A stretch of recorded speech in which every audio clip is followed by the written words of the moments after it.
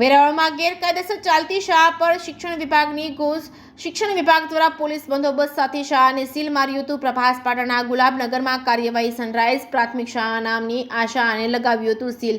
તાલુકા પ્રાથમિક શિક્ષણ અધિકારી હળિયા સહિતની ટીમ દ્વારા કાર્યવાહી. શિક્ષણ વિભાગની ટીમ પહોંચી હતી ત્યારે શિક્ષણ કાર્ય ચાલુ હતું. શાળામાં 250થી વધુ બાળકોને સરકારી શાળામાં પ્રવેશ માટે કાર્યવાહી. જે કેસની ગુજરાતી સાથે મહેશ વાજા, સોમનાથ.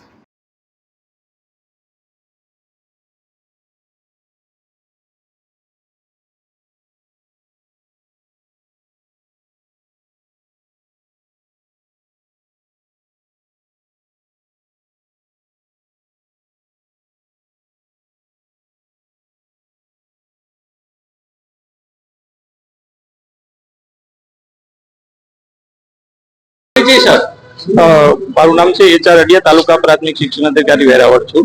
સર, વાત કરવામાં આવે તો આજે કઈ જગ્યાએ શું કાર્યવાહી શિક્ષણ વિભાગ દ્વારા હાથ ધરવામાં આવી? સોમનાથ પ્રભાસ પાટણની અંદર જે ગુલાબનગર વિસ્તાર છે તેમની અંદર અમારી 13 તારીખની જે મુલાકાત હતી એમાં ધ્યાને આવેલ છે એ બાતમીના આધારે કે ભાઈ એક સ્કૂલ છે એ અનધિકૃત રીતે કોઈ પણ પ્રકારની સરકારી પૂર્વ મંજૂરી વગર કાર્યરત હતી અને કાર્યરત હતી ઉપરાંત આ સ્કૂલનું જે બિલ્ડિંગ છે એ પણ હજી BUP સર્ટિફિકેટ સાથેનું નથી. હજી સ્કૂલનું કન્સ્ટ્રક્શન ઇન પ્રોસેસ છે. સ્કૂલ પાસે પૂરી વ્યવસ્થાઓ નથી.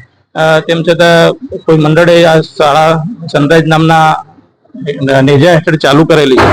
એટલે આ શાળાની તાત્કાલિક અસરથી અમારી ટીમ અને જરૂરી મંજૂરી મેળવી અને કાર્યવાહી અમે કરેલી છે. આજરોજ આ શાળાને સીલ કરેલ છે. બાળકો જે છે સ્થાનિક બાળકો એમને એમનું શિક્ષણ ના બગડે એના માટે સરકારી આજુબાજુની પ્રાથમિક શાળામાં આજે હુકમ કરી અને આવતીકાલથી શિક્ષણ કાર્ય કરી શકે તેવી વ્યવસ્થા અમારા દ્વારા કરવામાં આવેલી છે. આ શિક્ષણ કાર્ય ચાલુ હતું કે શું છે ને કેટલા વિદ્યાર્થીઓની સરકારી શાળામાં વ્યવસ્થા કરવાની પડે? કુલ 208 જેટલા વિદ્યાર્થીઓ જે છે આ શાળાની અંદર અભ્યાસ માટે આવતા હોય છે. શરૂઆતનું વેકેશન છે એટલે આજે લગભગ 60 કે 70 જેવા બાળકો હાજર હતા. આ બાળકોનો જે LKG UKG થી 1 થી 5 ધોરણના બાળકો પ્રાથમિક દ્રષ્ટિએ જણાયેલા છે. નજીકની શાળાઓમાં આવતીકાલથી આ બાળકોનું શિક્ષણ થાય તે માટે જરૂરી આજના દિવસે આચાર્યોની મિટિંગ કરી અને એમને આ બાળકો છે અને વાલીઓ સાથે યોગ્ય રીતે શિક્ષણ મળે એમની વ્યવસ્થા કરવામાં આવશે. બીજું સર, ફાયર સેફ્ટીને લઈને પણ શિક્ષણ વિભાગ દ્વારા સર્વે કરવામાં આવ્યો તો ક્લોઝર નોટિસો આપવાની છે. કેટલા શાળામાં સર્વે થયો અને કેટલી ક્લોઝર નોટિસ?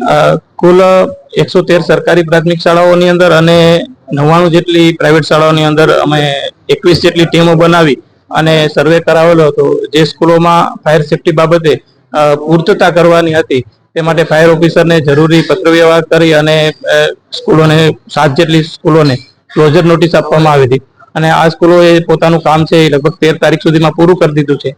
એક સ્કૂલ બાકી હતી તેમને આજે કામ પૂરું કરવાની બાંહેધરી આપેલી છે.